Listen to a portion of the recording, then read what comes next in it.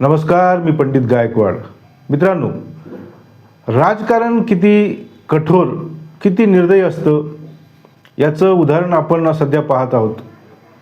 म्हणजे राज्याचे उपमुख्यमंत्री दिवंगत अजितदादा पवार यांचा परवा विमान अपघातात मृत्यू झाला.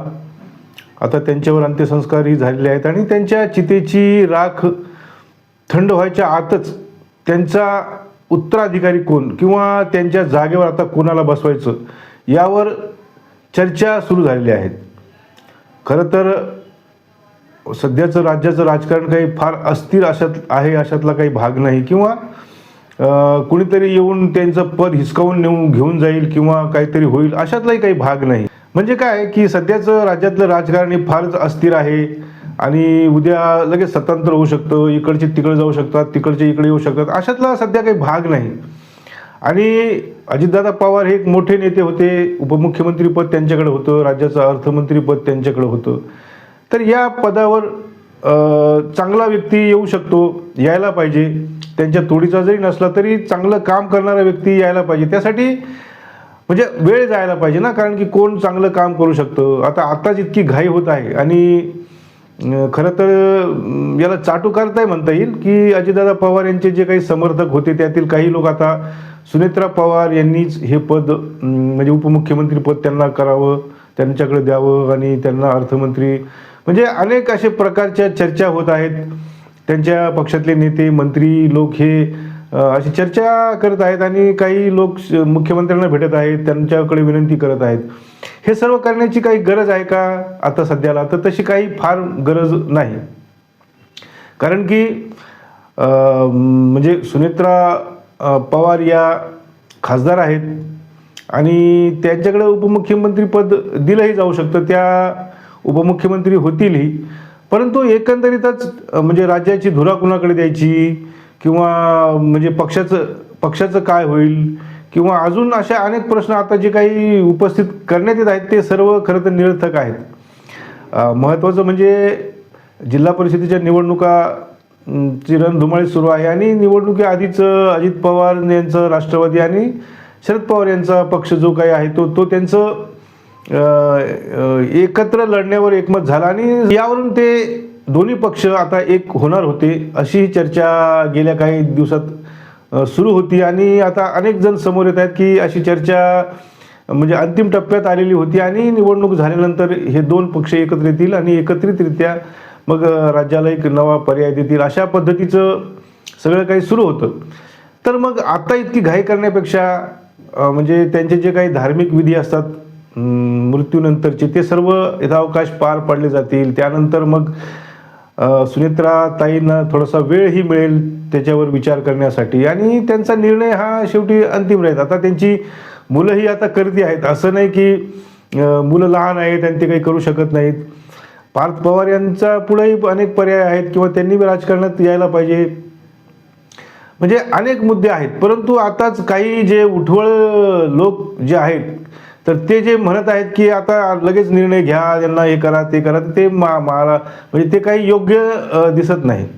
आणि दुसरी महत्त्वाची गोष्ट, जर एकत्रित होणार असेल पक्ष, राष्ट्रवादी काँग्रेस हा पक्ष जर पुन्हा एकदा एकत्रित होणार असेल आणि शरद पवार हे त्यावर अंतिम निर्णय घेणार असतील आणि अशी शक्यता आहे की शरद पवार दोन पक्षांना आता एकत्र करून ते स्वतः निवृत्त होणार आहेत, अशी चर्चा म्हणजे आधी होती की शरद पवार यांनी दोन्ही पक्ष एकत्र करावेत आणि ते स्वच्छेने त्यांनी राजकारणापासून बाजूला व्हावं. कारण त्यांचं आता वयही झालेलं आहे आणि प्रत्येक वेळी त्यांच्यावरच सगळ्या काही म्हणजे पक्षाची जबाबदारी सोपवणं हेही योग्य नाही. कारण त्यांचं आता वय झालेलं आहे, त्यांची प्रकृतीही तेवढीशी साथ देण्यासारखी नाही, ते एका मोठ्या आजारामध्ये आहेत आणि अशा वेळी वारंवार त्यांच्याकडं जाणं हेही योग्य नाही. त्यामुळे आता इथपर्यंत तर ही गोष्ट आलेली आहे की शरद पवार हे दोन्ही पक्षाच्या नेत्यांना एकत्रित बसवून एकत्र हा पक्ष एक करतील आणि त्यानंतर स्वेच्छेने बाजूला होतील आणि आता ते रिटायरमेंट घेतील असं म्हणजे ठरलं होतं. बहुतेक बऱ्याच जणांनी यावर चर्चा की भाष्य केलेलं आहे. काही जवळच्या लोकांनी म्हटलेलं आहे की आता शरद पवार यांनी बाजूला व्हायचा निर्णय घेतला होता. तर मग हे सगळं असताना आता एवढी घाई करण्यात किंवा म्हणजे आता राष्ट्रवादीचं प्रदेशाध्यक्षपद किंवा राष्ट्रीय अध्यक्षपद कुणाकडे द्यायचं असे हे जे काही विचार चालू आहेत ना, तर त्याला थोडासा वेळ दिला म्हणजे जर दोन पक्ष एकत्र होत असतील तर मग त्यांना वेळ देऊन आणि दोन्हीकडच्या नेत्यांशी चर्चा करून आणि एकमताने जर यावर निर्णय घेतला, आता सर्वानुमते जर सुनेत्रा पवार यांना पक्षाचं राष्ट्रीय अध्यक्ष केलं तर त्याला कुणाची हरकतही राहणार नाही. परंतु त्या म्हणजे तितक्या सक्रियपणे काम करतील का, त्यांच्यावर जो दुःखाचा डोंगर आता सध्या आहे तर तो असताना त्या तेवढ्या सक्रिय राहतील का, हा एक प्रश्न आहे. आणि त्यांनाच द्यावं अशातलाही काही म्हणजे फार भाग नाही ना, कारण त्या गेल्या लोकसभेच्या आधी तर त्या सक्रिय राजकारणात नव्हत्या, त्यांच्या सामाजिक कार्य वगैरे चालू होतं, परंतु त्यांनी जी लोकसभाची निवडणूक लढवली त्यानंतर त्या सक्रिय राजकारणात आल्या, मग राज्यसभेत गेल्या लोकसभेला हरल्यानंतर. त्यामुळे त्यांना फार मोठा अनुभव आहे किंवा त्यांच्याकडे ही म्हणजे धुरा द्यायला पाहिजे असाही काही भाग नाही. त्याचबरोबर अनेक नेते आहेत राष्ट्रवादी काँग्रेस पक्षामध्ये, ज्येष्ठ लोक पण आहेत ज्यांना चांगला अनुभव आहे. आणि सुप्रिया सुळे या पण एक मजबूत नेते आहेत.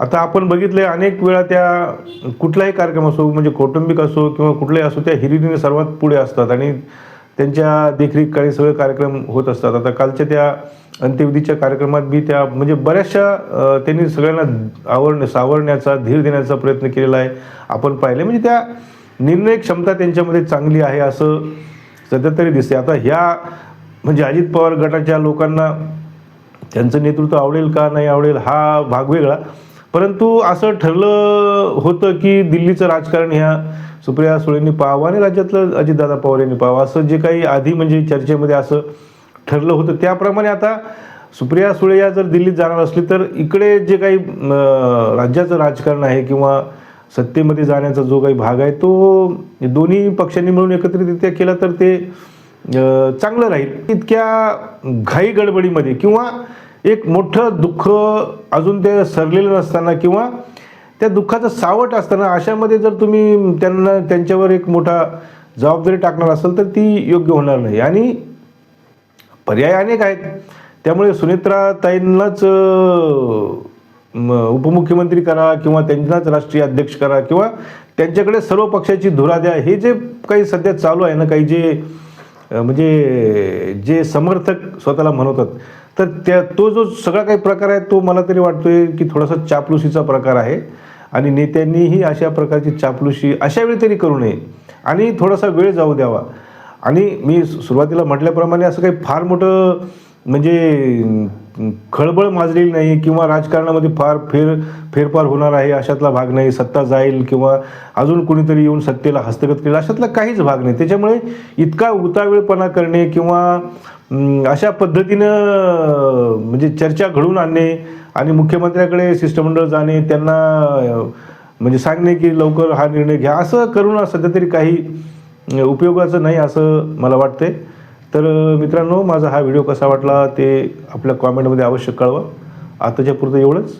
पुन्हा नव्या एका व्हिडिओमध्ये भेटूया. तोपर्यंत नमस्कार.